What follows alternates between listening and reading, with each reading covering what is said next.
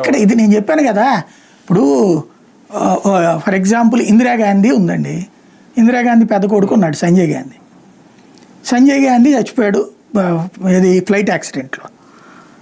ప్రచారం ఏం జరిగింది చాలా ఏళ్ల పాటు కమ్యూనిస్టులు, ఇందిరాగాంధీ కొడుకు విలన్ లాగా తయారైపోయాడు, దేశానికి ఎమర్జెన్సీ టైంలో అరాచకాలు చేశాడు, చివరికి తల్లిని కూడా హెరాజ్ చేస్తున్నాడు, అందుకని చెప్పి చంపేసింది తల్లి అని చెప్పారు. దానికి ఏమైనా సాక్ష్యం ఉందా? ఆ నానుడి ఏళ్ల తరబడి సాగింది.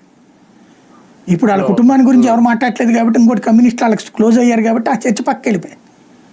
బట్ వాళ్ళు ప్రచారం చేసింది అదే కదా.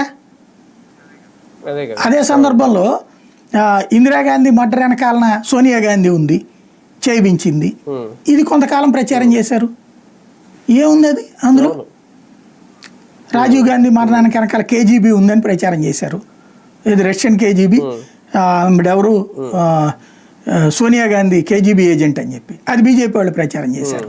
ఏం తేల్చారు? పోనీ వాళ్ళే వచ్చారు గవర్నమెంట్, ఏమీ చేయలేదు.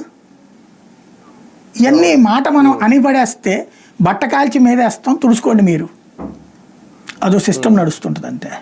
కానీ ఒకటి సార్, ఫైనల్గా ప్రజెంట్ సిచ్యువేషన్లో అంటే నిన్న క్యాబినెట్లో దీని గురించి మాట్లాడడం, పవన్ కళ్యాణ్ గారు కూడా మాట్లాడారంట దీని మీద. ఇప్పుడు సిట్ వేయడం, ఓన్లీ ఈ సాక్షులు ఎందుకు మరణిస్తున్నారు, దీని వెనక ఏమన్నా నిందితులు కుట్ర ఉందా అని ప్రశ్నించడం, ఇవన్నీ చూస్తూ ఉంటే ఈ కేసులో వ్యూహాత్మకంగా వెళ్తుందా, లేదంటే జగన్ మీద ఏమన్నా కుట్ర